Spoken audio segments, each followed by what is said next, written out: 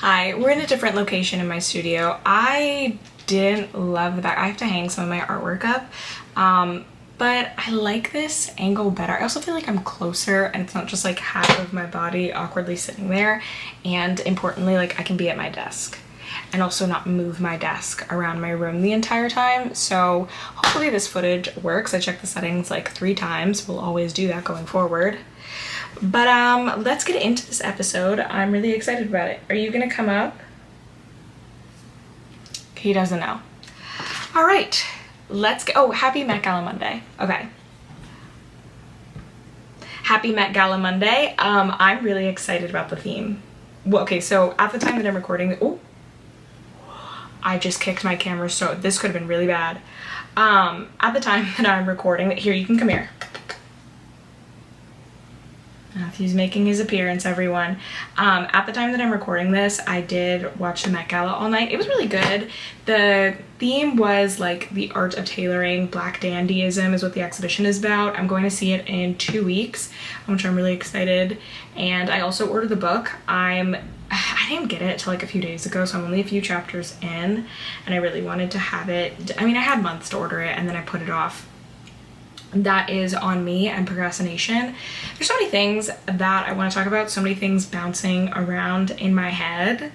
Normally I never prepare what I'm going to say, but I don't know. I wrote this like last night. I'm not reading off of a script. I just needed to be able to know like what I was talking about. I think consider this segment like the spiritual successor to the ADHD broadcast, which is my most successful episode, so I think you guys will like it. But I do think the cultural consequence of RFK Jr. being openly hostile to autistic people is that the preoccupation with describing yourself as having like a touch of autism or claiming to be autistic or having any sort of neurodivergency is going to fall out of public favor. There is this preoccupation with pathologizing and categorizing every behavior and facet of human life and human existence as some sort of disorder. And if it's not a disorder or something that's outright wrong with you, then it's a unique personality trait, right? Like you have to be this kind of Matthew. You have to be this kind of person. You have to, do things a certain way. And we've talked about how this, we've talked about the algorithms of it all, but I want to describe how we've gotten here. Like the internet is very much the driver of this. Social media algorithms in particular, like I've stressed in so many episodes, has really laid the foundation for this idea that all information should be black or white so that it can be easily digestible. Like the reason why your algorithm is prioritizing easily digestible information is because it keeps users more engaged on the app. The reality is that people don't want to clock into social media to learn something or be lectured to, or to have to listen to an idea so complex that they might have to watch the video several times, they might have to do follow-up research, they might have to click on links. They want to be told how the world works and how the world is in very simple, easily digestible terms. It's also important to remember that like average American is on a 6th grade reading level, which absolutely impacts your like comprehension skills as well. Whenever people talk about reading levels, I think they get caught up and they don't realize that like it's not just about how well you can read, it's also about how well you comprehend, or rather at some levels you're not comprehending complicated information that allow you to think critically and engage your mind. And so as the social media algorithm, reading off the script isn't working because it's not like a script. It's here. You can look it for yourself if you're on the YouTube. It's just like a whole bunch of ramblings. My entire house is littered with like little sheets of paper that I've written a bunch of ideas on, and then half of them never see the light of day. I gotta work on that in the new year. The new year being my birthday, June 5th. If you want to get me something, you can. How would you send it to me? I don't feel comfortable giving my address. That is neither here nor there. The point is that my birthday is my new year, because it's like a new year for me, Anyway, oh yes. So because you're rewarded by the algorithm, I think the average person gets tricked into thinking like this is how the world should work. And so they base their sense of self and sense of identity on also these like easily digestible, black and white, preordained iterations of human personality. And I think, don't step on the keyboard, you're going to accidentally pause the recording. And I think people take so much comfort in, no, okay, Matthew.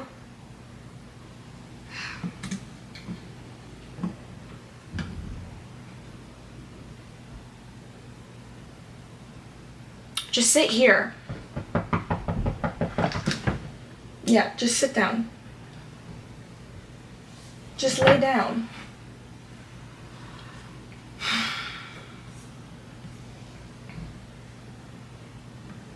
And I think a huge part of this is also the political, economic, and social instability of the past 10 years, particularly for people, I know it's been bad for everyone, but particularly for people my age, coming into adulthood during the first Trump presidency, then experiencing, COVID in your early to mid 20s, and then another Trump presidency and a looming recession and perhaps economic collapse with an administration who's destructive at the helm. Like, their entire purpose is to destroy the helm. It can really offer a lot of safety and stability in understanding who you are by reducing the need for self-exploration or self-identity. It's the same reason why in a past episode I talked about how conservative societies and like these religious organizations and cults will oftentimes let their, adolescent, like, maybe teen to like early 20s members out into the real world to experience it, because that's a time of like great personal turbulence and also like a shifting sense of identity, a burgeoning sense of self. And so offering them the safety of traditionalism, that you can come home and you can go into these easily prescribed roles and you don't have to deal with the chaos and confusion of figuring out who you are, becomes attractive. And so in a way they've let them have freedom, but they've done so in a very controlled method that, pretty much guarantees that the majority of their members are going to come back and also form like very harsh opinions of the outside world, because it was formed at a time that is incredibly, scary for most people and hard to deal with. And so the attractiveness of saying like, I'm a Gemini, so I must be smart. I'm a Virgo, so I'm organized. I'm a Cancer, so I'm emotional. The comfort of saying like, these aren't just, ordinary personality quirks. They form a larger disorder and something's wrong with me. And that also fits into the way that we're very much in the zeitgeist of like caring about trauma. Like, for some reason, everyone wants to have trauma and wants to be traumatized. And we've also kind of reduced trauma to something that, is spoken about in muted whispers, like calling rape or other sexual crimes essay, when, if you're going to refer to sexual assault, call it sexual assault. If you're going to refer to murder, you don't call it unaliving, you call it murder. But people, would rather prioritize making money off of these algorithms that would censor their content normally over calling the word a word. And let me just go on a rant and say this.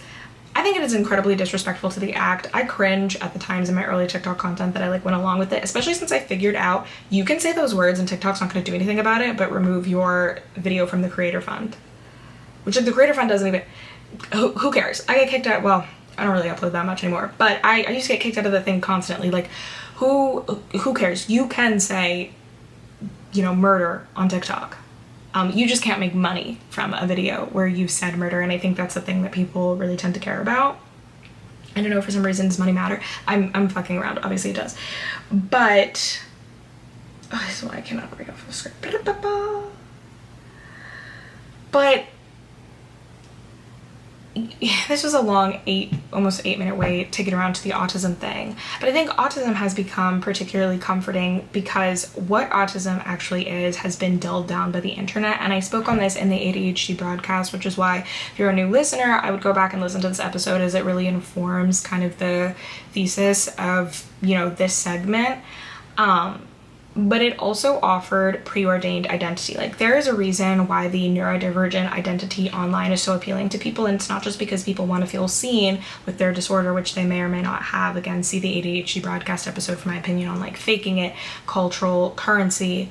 But it also offers an explanation of self. However, we're at a time when the current administration, who governs the a substantial part of the government has decided to be openly hostile to autistic people. RFK Jr. has seriously floated the idea of forming a registry to monitor and track autistic people as part of a broader scheme to quote-unquote cure autism. Now, autism is not curable. You can alleviate certain symptoms and help people on various, levels of the spectrum, or is levels the correct word, who fall on different areas of the spectrum, like acquiesce to normal life, skills like making eye contact, being able to order at restaurants, make changes to education so that they're able to learn at a pace that's better for them. But ultimately, you cannot get rid of the fact that someone is autistic. And so experts, particularly experts on genocide, have pointed out how disturbing and worrying it is that we're somehow creating a registry of disabled people, because in the United States, not just in Nazi Germany, but in the United States,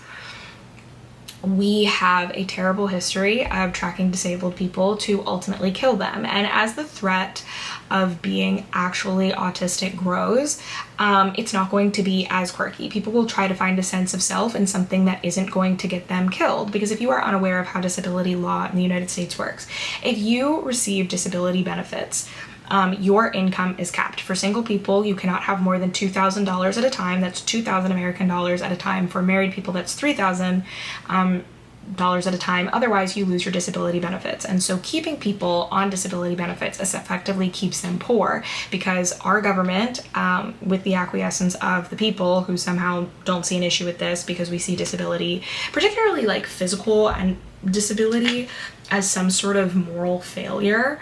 And I think that idea that disability is a moral failure will only increase in a time when people are becoming, really going down a health wellness pipeline and sort of see disability, which can happen to you at any time for any reason, as a failure to not live right. And so if you are, if you're consequenced by disability, then it's seen as like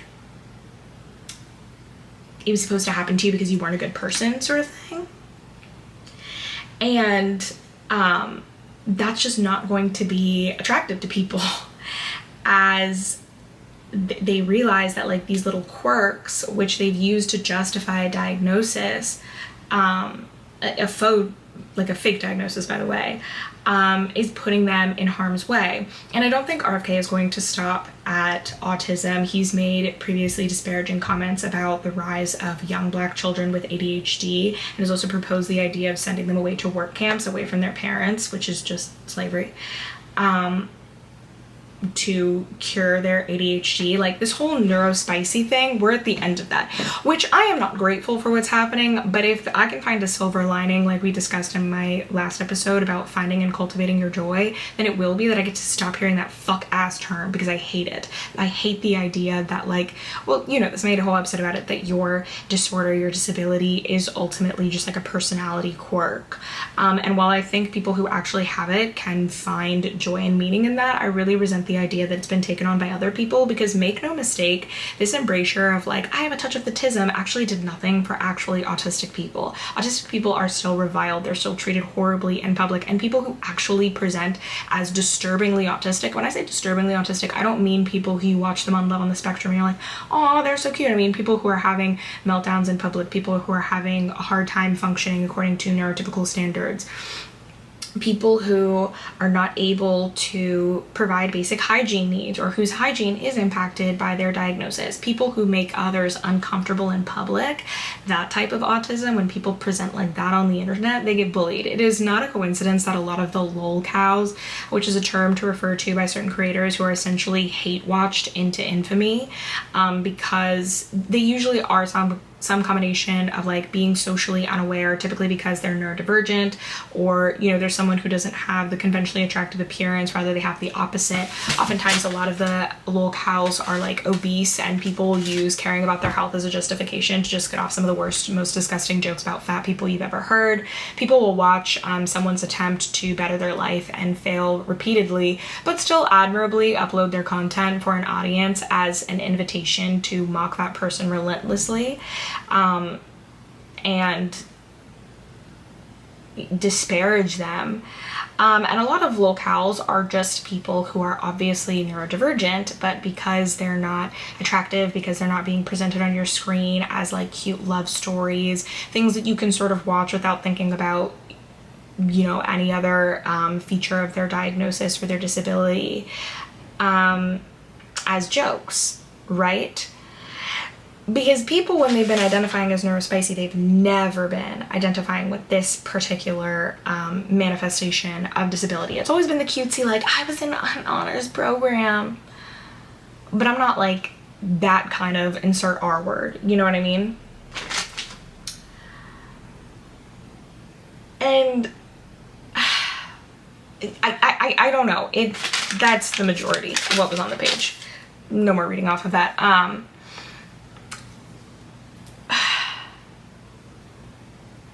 We're also going to see a lot more people wanting to go back to having nothing wrong with them at all. RFK has also made comments about depression and anxiety, which again have sort of been similarly embraced by the zeitgeist as like, it's normal and everyday, even though again, this type of advocacy actually didn't do anything but advocated for people who have very mild manifestations of their respective diseases or disorders, which there's nothing wrong with you if you have mild, well, I mean, okay, there is something wrong with you if you have mild depression or mild anxiety, but there's nothing wrong with you with feeling affirmed by seeing someone else speak positively about your experience. But you can't say that the normalization of like mild depression has normalized what severe depression looks like in people, or made the public a safer space to be receptive for people struggling with some of the uglier, more raw sides of mental health struggles.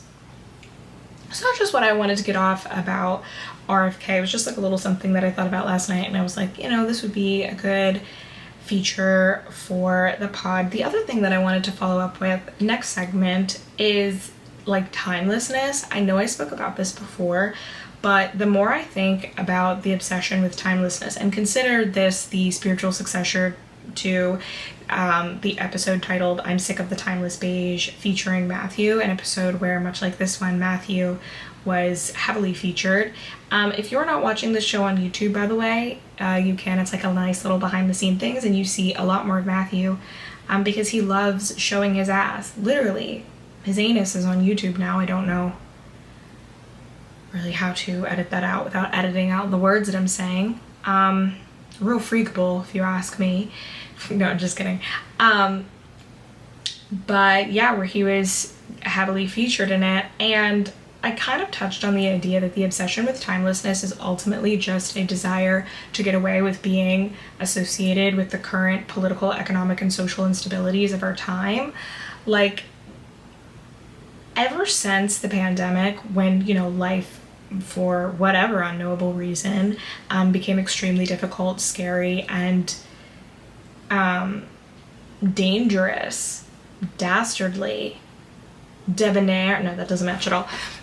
For many people wanted to start escaping the reality. And while I always think nostalgia has been a feature of our society, I would say that the millennial preoccupation with nostalgia specifically is a reaction to the economic instability that they experience, that this desire for a better time, to go back to their childhood when they were insulated from understanding certain harsh realities, when they occupied a world that seemed like it was going to be more fair and good before becoming adults and realizing that they would be the first in what seems to be many generations who are not getting what previous generations before us got so easily, like homeownership, being able to afford daycare, and being able to actually enjoy social security benefits one day. All of those things are kind of out of reach for millennials, and now Gen Z and probably Gen Alpha, unless we have a major, sorry, I'm not trying to be depressing this episode, it's getting my point across. We're talking about a depressing topic, like I totally understand if this is not the one that you want to rock with, because we're just being a bit too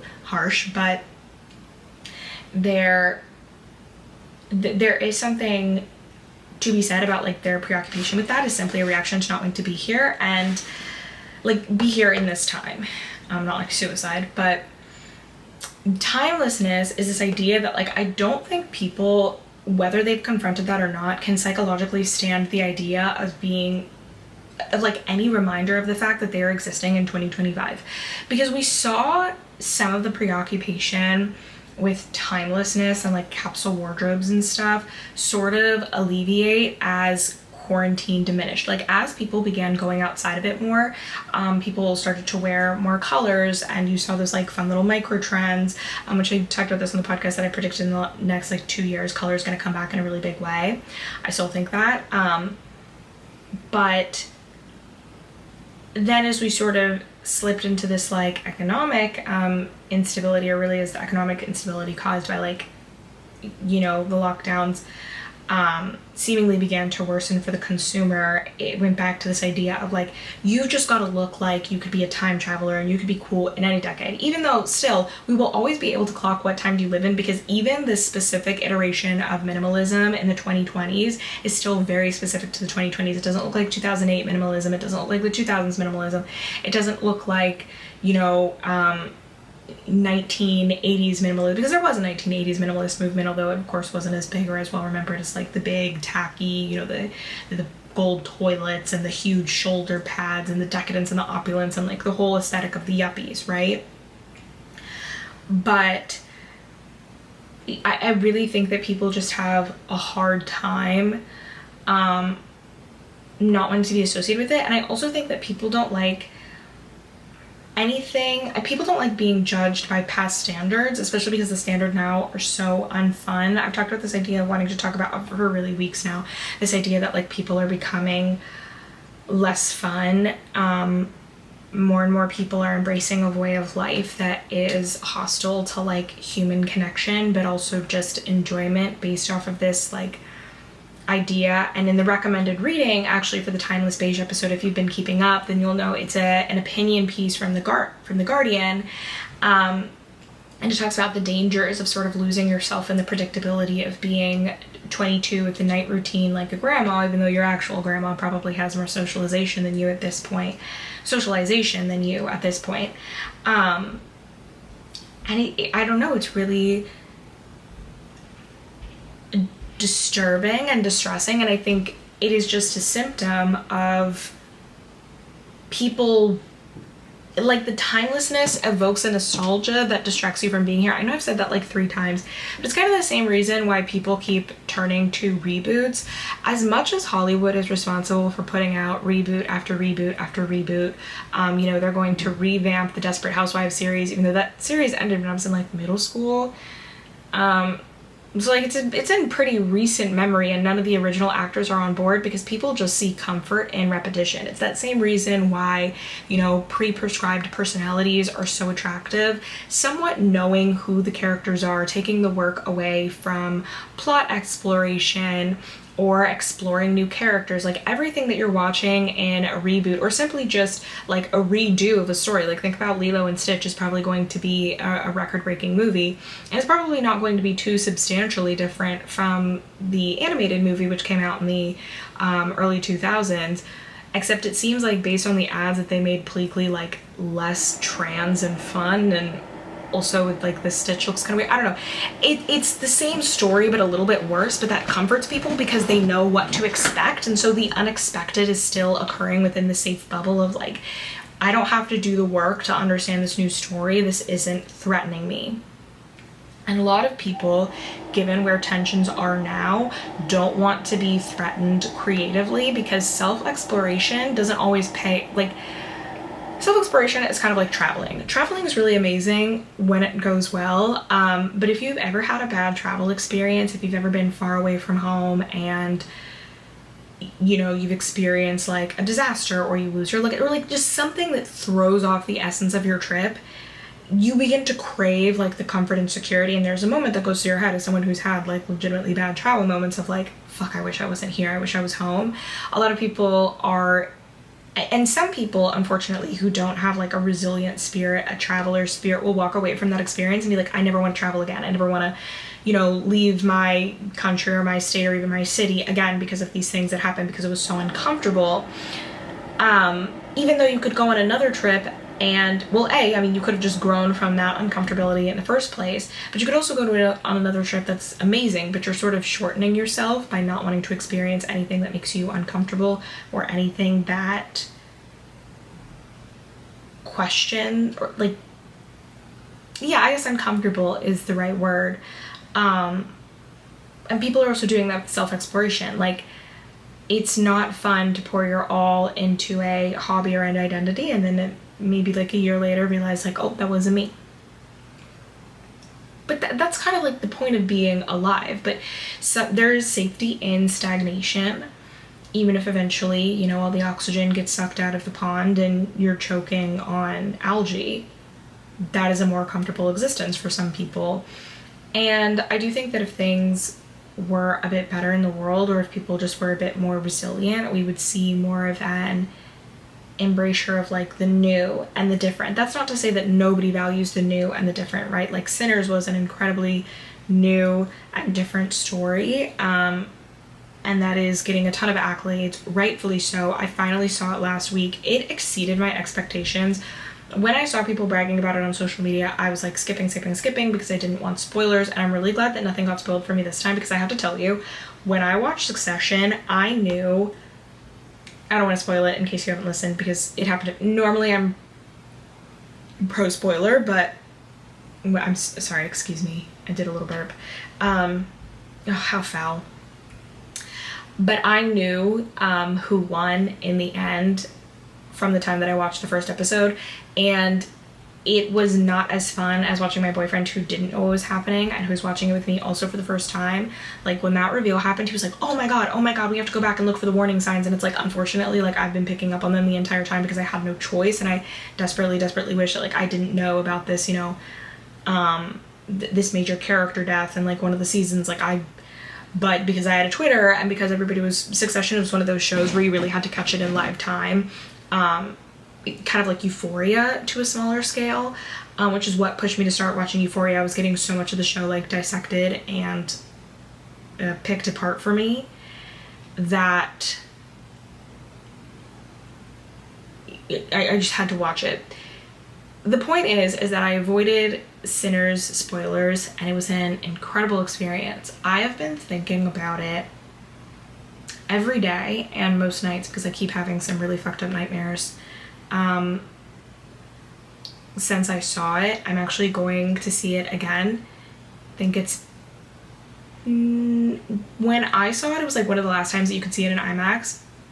So Trey and I are waiting for it to come back to see it in IMAX again, but I might just give and honestly go see it in a regular theater.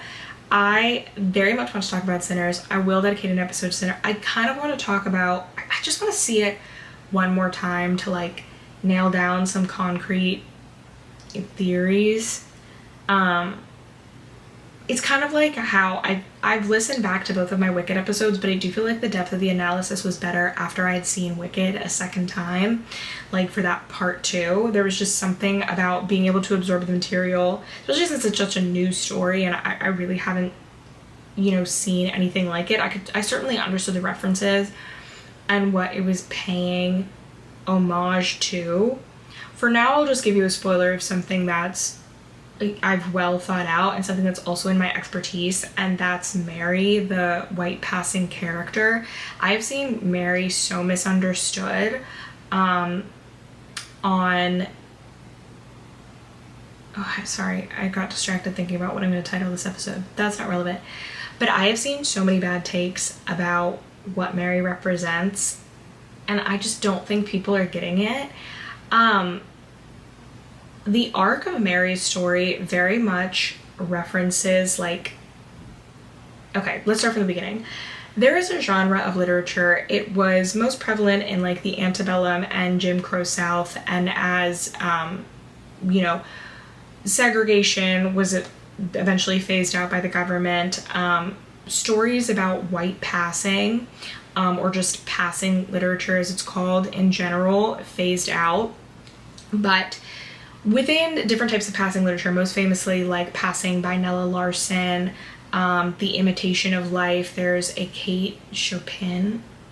Oh my god, I'm totally forgetting it. I read it the other day and now I can't remember if I'm pronouncing her name right. But within, you know, like passing literature, there is typically an event where the white passing character experiences a death in the family, in their, you know, Negro family, using that term because again, these this literature came from a time where that was the correct word. I don't know, it's just what I'm going to in my mind. But where, you know, a Negro family member, typically like the mother or another close relation, passes away, and then they have to go back, or they choose to sort of eschew their family for their safety, because you cannot remain white and obviously be associated with a bunch of black people. We are introduced from Mary as she's getting on the train after coming back to the town to attend her mother's funeral. Now, Mary is a quadroon. She's 1/8 white, and she's played by Haley Steinfeld, who is a white woman. I understand that she has some black ancestry, but like, she's not a black person. There are plenty of people who, I have white ancestry, you see myself calling myself a white person, right?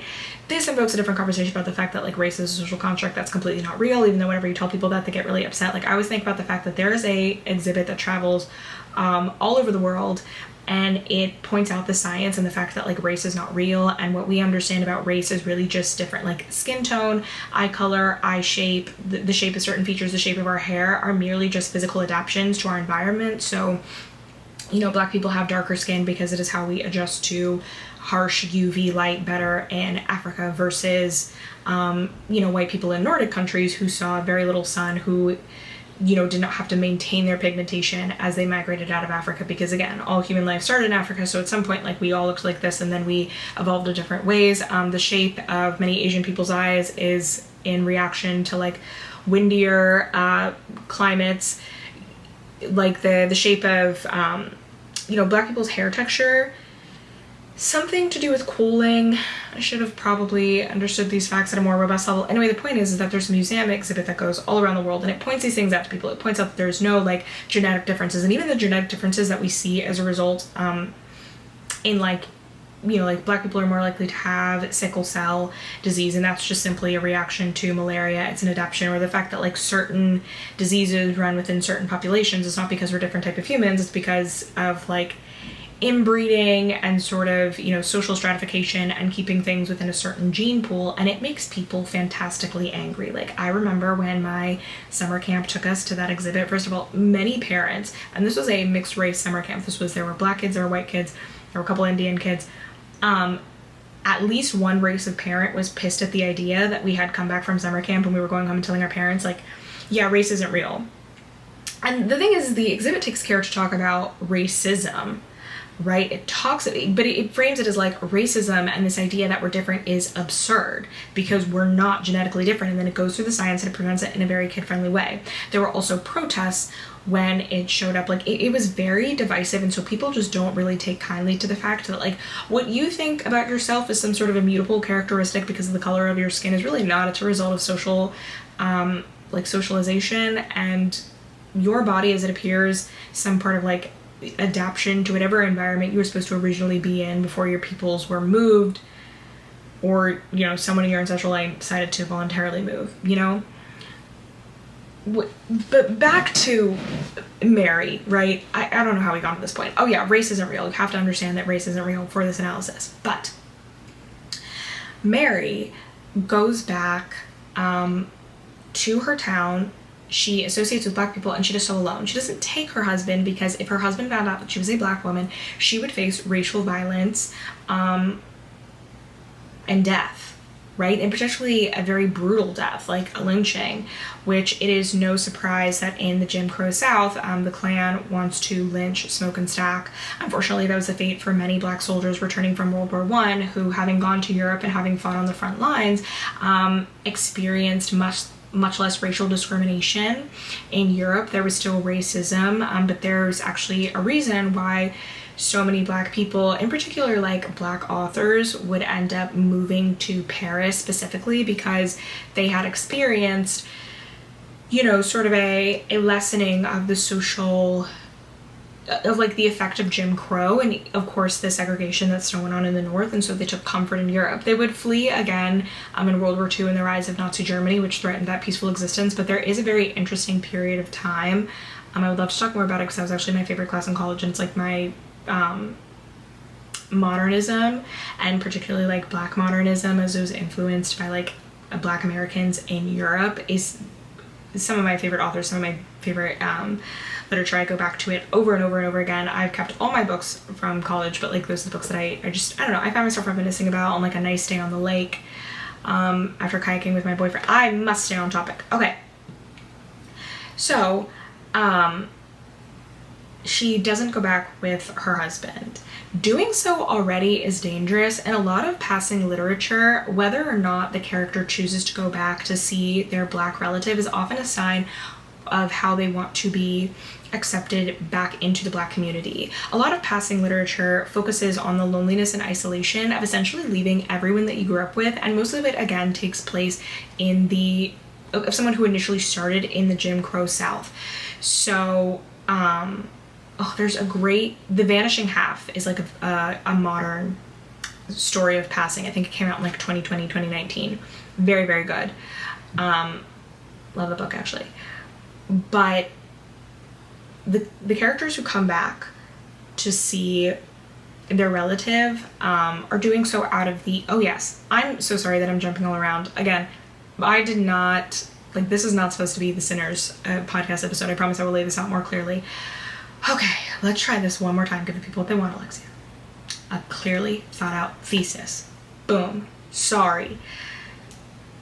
It is lonely blending into white society when you have to give up everyone you grew up around, everyone you love to fit in with white people, knowing that you can never be your true self, right? Knowing that you have to fear going out into the sun, knowing that you have fear. What is your child going to look like? Is your child going to come out with more noticeably Black features? Because Punnett squares are crazy, and you never know.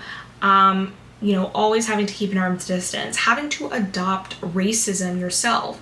One feature of passing is that the character, in order to make herself believable, has to in turn marry a racist man and be racist to other Black people. And she knows exactly what that feels like, to be on the receiving end of this degradation and humiliation. And you often have to participate in it to make yourself believable. It wasn't just, white people who were kind to Black people suffered very strong social isolation and stratification. Many of the white people who were killed in the civil rights movement were killed in just as, they were often killed in brutal ways, similar to ways that would only be reserved to killing Black people, to show like you've essentially lost your white privilege and your white status in cavorting with them. So that was also the impetus to keep white people in line with this, with maintaining these racial lines in Jim Crow. When a character, for the 15th time of saying that sentence, comes back to their community, when they embrace their dead relative, it is often at the beginning of a new life where they try to unpass, where they realize what they've lost, where they realize that maybe, the money and the gain wasn't worth it. And when a character doesn't go back for the funeral, doesn't acknowledge the dead relative, no longer associates with the family, even during a time of pain, it is demonstrating that they choose like the loneliness and the isolation that comes with passing as white, because the benefit of being white is so great that they would sacrifice their own family, even though they've already done so just by passing as white. It's like a turning point to understand in passing literature who these characters are and what they represent. So already, just based on the fact that Mary was coming back to her mother's funeral, that she grieved her mother, that she was willing to risk her secret. Yes, this was a time without like texting and stuff, but a white member of the town who perhaps, saw her cavorting with on the Negro side of town and then sees her with her husband, like that was a very dangerous allegation, or that was something very dangerous to Mary, and that would have put her at a huge risk. Well, she was already taking a risk. So when she wants to reunite with Stack, when she wants to go to the juke joint, when she wants to have a night where she experiences her community, the people that she grew up with, again, she was raised with the twins. They were her brothers, and eventually Stack became her lover. I also think you can kind of tell that like Mary was never raised as a white woman, because the very idea of like Mary's mother suckling Smoke and Stack at her breasts when Smoke and Stack's brother or mother died in childbirth is incredibly taboo. If you are unfamiliar with the history of lactation during slavery, Black women, enslaved women, were forced to be wet nurses to white babies, and this was at the detriment of their own babies. So many Black children did not survive into adulthood within enslavement, and one of the most dangerous periods of time was actually infancy because they weren't getting enough milk and nourishment. Wet nurses were made to stay in the house and be available to these babies. Again, if you don't know how, you know, infants work, a lot of infants do cluster feedings where in the beginning they need to feed like every 45 minutes to like 2 hours depending on the baby and depending on like the stage of like 1 month, 2 month, 3 months. So these were women who were forced to give up their nutritional supply that they would reserve for their babies, and oftentimes by the time they got to see their babies, if they got to see their babies at all, because sometimes those babies were killed if they didn't die from starvation, give them inadequate breast milk. And then if you know anything about producing breast milk, you don't produce like, it's really dependent woman to woman how many quantities, how many ounces of milk you produce, and sometimes it's just not enough to sustain 2 lives. So the infant, the Black infant, would get inadequate nutrition. Other enslaved people would try to pitch in by giving them like animal milk or giving them what they could, but you have to understand that it's very dangerous to give babies of a certain age water. And so again, like babies are also dying just of pure nutrition, right? It was considered uncouth and unclean for white women of a genteel status. You know, slave owners were rich, so you know, white women of this gentry class, the closest that America has come to nobility, aka like old money, which you see why I don't idolize those people, to feed their own babies. A white woman nurturing her own baby off of her own breast was considered a sign of poor breeding, and kind of disgusting. A white woman nurturing a Black baby would have, it wouldn't have happened, right?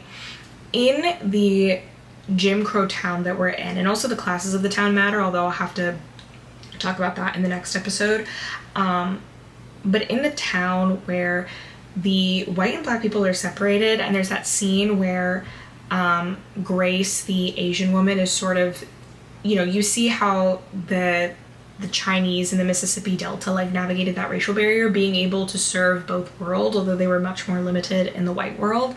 But you see her walk across the street to the white part of the street.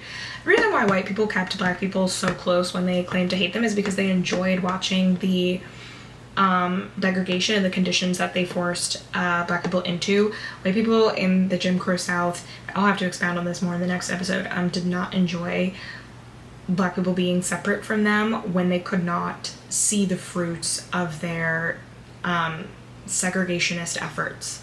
So they wanted to see how much worse the quality of life was, how much pain people were living in right in front of them as part of an everyday life, instead of like shoving them off into a corner where they couldn't be seen, because experiencing the humiliation of Black people under Jim Crow was an advantage and something that white people coveted and prioritized. And you see that in all the social structures, like the housing within, again, the Mississippi Delta in particular. So why did I make that point? Where was I going with this? Oh, yes. So Mary was, again, crossing these racial borderlines in full view of the people that she's supposed to be blending in with. Now, obviously, she couldn't blend within her own town because she had been raised as Black, but she could blend in another, because, again, this is the 30s, and, you know, this was the time where people could just pick up and leave their fucking family and start over. Oh, yeah. So for her mother to suckle and breastfeed Smoke and Stack, she was living as Black, even if she was only a 4th Black because of the 1-drop rule. Mary, right, as we've established, talked about, you know, kind of at length at this point and quite repetitively, in quite a roundabout way.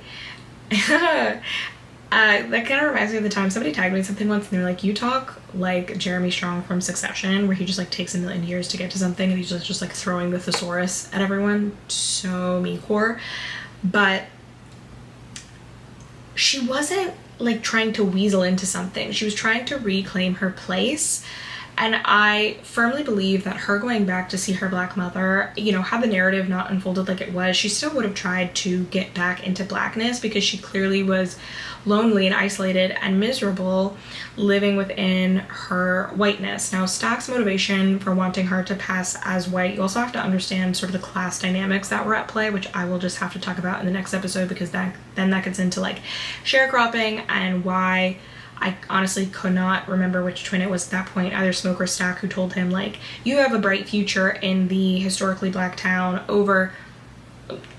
But that is the subject for the next episode. The point is that I wanted to establish now that Mary is not some, you know, evil white passing character who's like chose whiteness and this is why you don't let white people in the community. She was a desperate woman who wanted to be back, with the love of her life, but also wanted to be back with her community and back in the embrasure of the community. And she had already made that choice at the beginning of the community. That's why she was so susceptible to Remick and the other vampires, like Song of Mourning and Loss.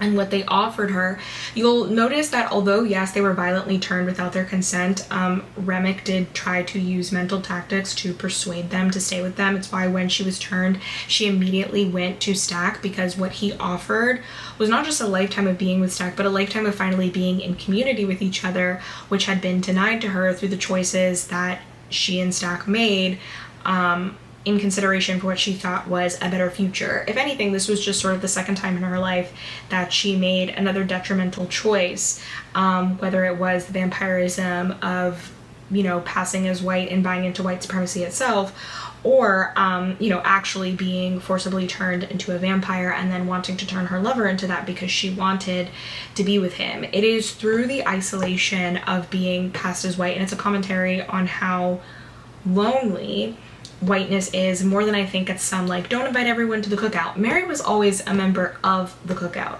and we will explore the reasons why Stack wanted her to leave and the class dynamics, and again, what was offered to Preacher Boy, the music. It was just that scene where Preacher Boy is like, so that scene where Preacher Boy was singing was phenomenal. Hold on. But yeah, that scene was phenomenal. This has been a fun episode. Didn't even scratch the surface of what I wanted to talk about. I will see you next week. Matthew, say goodbye. Okay. Bye guys. Love you so much. And send in your specific recommendations for what you want me to touch on in Sinners. Okay. Love you. Bye.